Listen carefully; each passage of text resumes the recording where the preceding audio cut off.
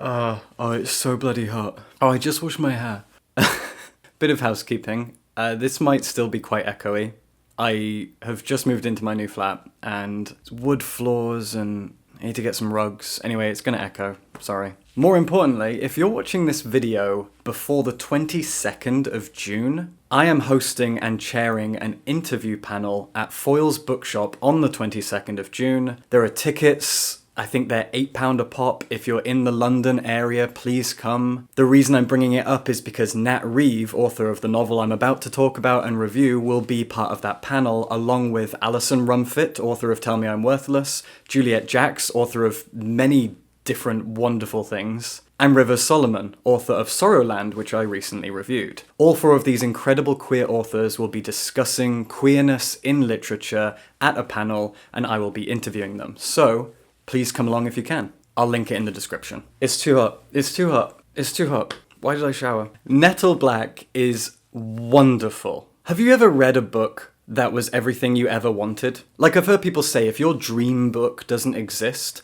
then you should write it. But my dream book does exist now. I didn't write it. Nat Reeve wrote it. And Nettleblack is incredible. This is a book that takes pretty much everything I love in literature and smushes it all together. This is a queer novel about non-binary people and lesbians. It is a piece of historical fiction set in the late Victorian period. It has a Dickensian sense of humour and a Discworld, Terry Pratchett-y, goofy vibe to it. It takes obvious influence from Dickens, but also from Agatha Christie and Wilkie Collins. It is fun, it is frantic, it has epistolary elements with letters and notes and diaries. In fact, it's all epistolary. Nettleblack is everything I want from a piece of literature. Nettleblack is absolutely wonderful. It is published by Cypher Press, my dear, darling, wonderful friends who publish so many of my favourite books ever, including the previously mentioned Tell Me I'm Worthless by Alison Rumfitt. Nettleblack tells the story of a young girl who is the third daughter from a family who originally came from Wales and now live in Surrey, and the family made their name creating a tincture, a medicine called Nettleblacks. There's a wonderful advert that actually begins the entire book. When you open the book up, the first thing you see is something... I haven't got my glasses on. Nettleblack's tincture. It's a little kind of advert describing the tincture and what it's for and what it does. If you've ever read a piece of Victorian historical fiction before, you might have seen this, or you might have seen it in films. It's delightful to see a darling piece of kind of Victorian advertising, like those old cigarette adverts that tell you it's good for your health, that kind of thing, and it's brilliant. So our protagonist, Henry, is the third daughter of this family, and the eldest sister is now in charge of the whole family. It's just these three girls, and the eldest sister has put herself in charge to try to marry her two younger sisters off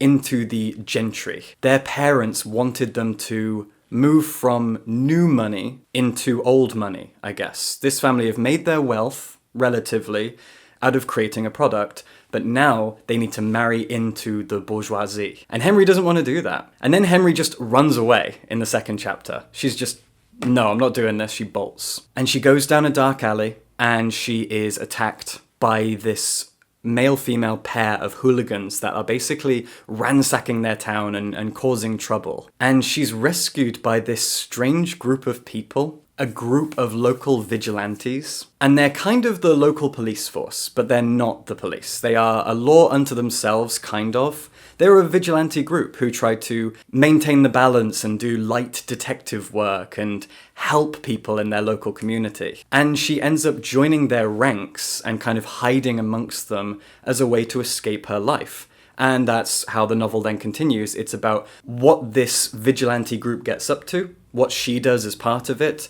and the relationships that she builds within it as a new member of this group. Now, the beauty of Nettleblack comes from its language and its dialogue. And this is why I mentioned both Dickens and Terry Pratchett. There is a cheekiness to the language in this book that makes you laugh out loud over and over again, and it goes right down to the naming conventions. The town in Surrey that she lives in is called Dallyangle, and the group that she is now a part of is called the Dallyangle Division. And it references later on the fact that there is no other division. Division is the wrong word here. It makes it seem like the Daliangle division is part of a greater network of other divisions in other towns, but that's not the case. They're only here in Daliangle. And Daliangle is a wonderful, wonderful word. Early on, when Henry joins the Daliangle division, she meets Septimus, who is kind of her commanding officer. Septimus picked the name Septimus, which is just an incredible name. And right away you can see the importance that Nat Reeve places on chosen identity. And that's the first very queer, very trans thing about this book, is that queer people, especially non-cisgender people, we often choose our own names. If you are transitioning, you might pick a name that is more feminine or more masculine. You might not. But the point is that in queer spaces, in the queer community, choosing your own name, changing your name, is par of the course. And there's a focus on that here in this book. About a quarter of the way through, we meet a character called Pip Property. Pip Property is a non-binary character. And the book goes to great lengths to very amusingly explain the concept of being non-binary to Henry. I don't think the word non-binary is ever used, but Pip uses they-them pronouns. And when Henry first meets them, she says, "I'm sorry, sir, madam, are you a him or a her?"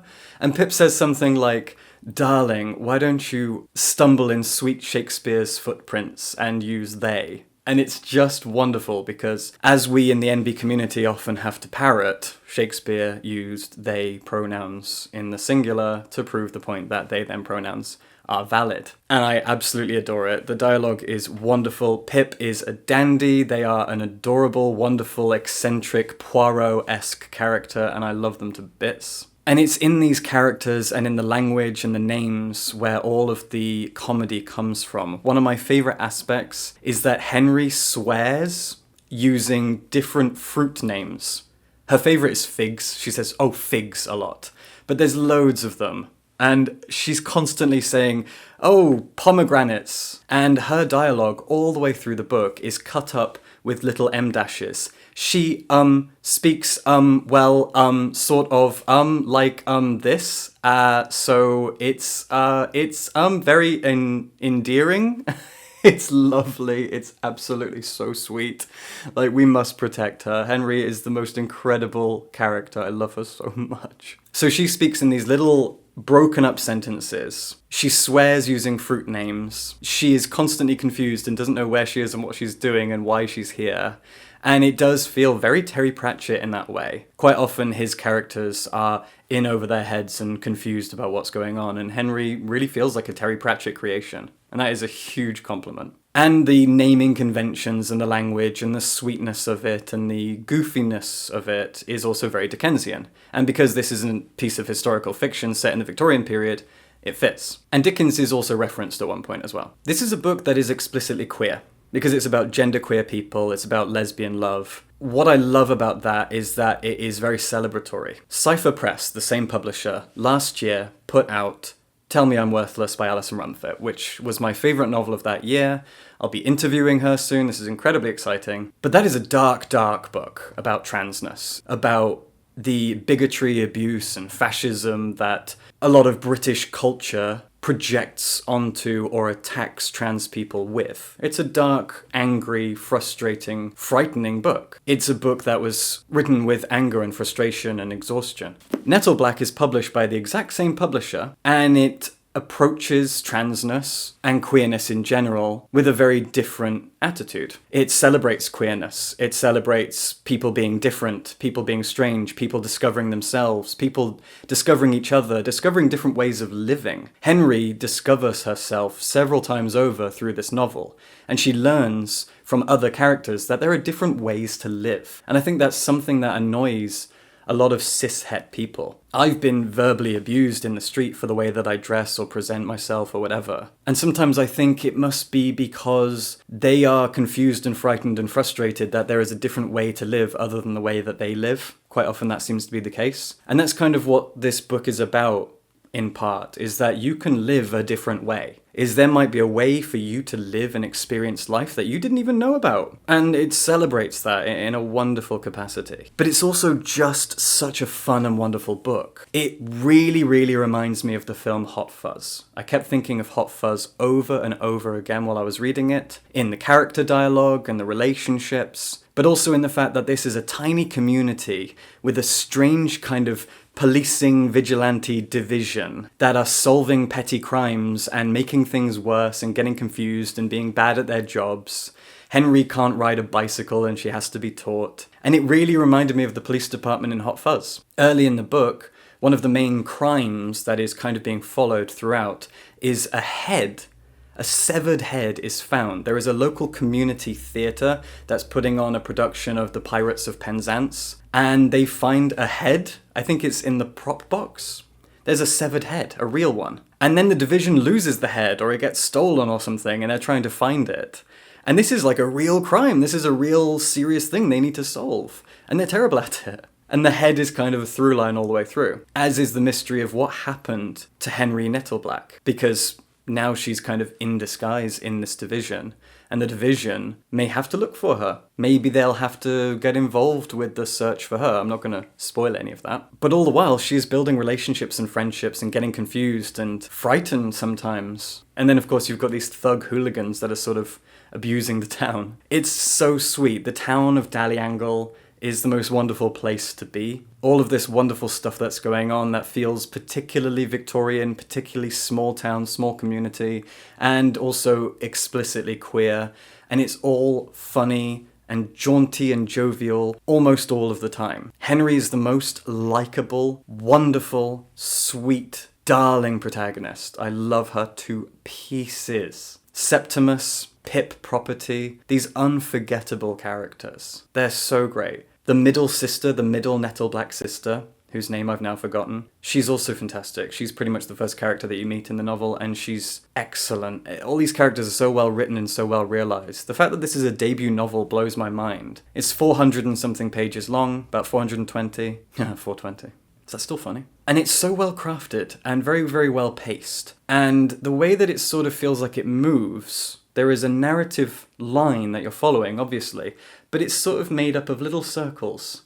It's sort of, characters are walking in circles, and then they move forward a bit, and walk in another circle, walk in another circle. So they're making progress, but very, very slowly as they kind of walk in circles. And I think it's brilliantly, brilliantly done.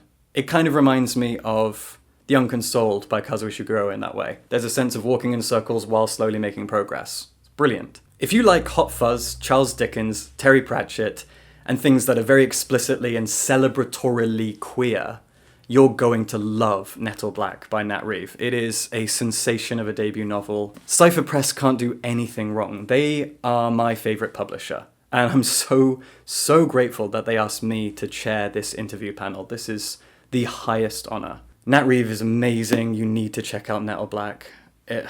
As far as I know, it's out on the 23rd, the day after the panel. If you come to the panel and watch it, I think you can pick up a copy there then. Anyway, you got to get this book. Historical fiction, Pratchett-y, Dickensian-y, queery yumminess. Oh, it's a celebration of everything I love. Subscribe for books.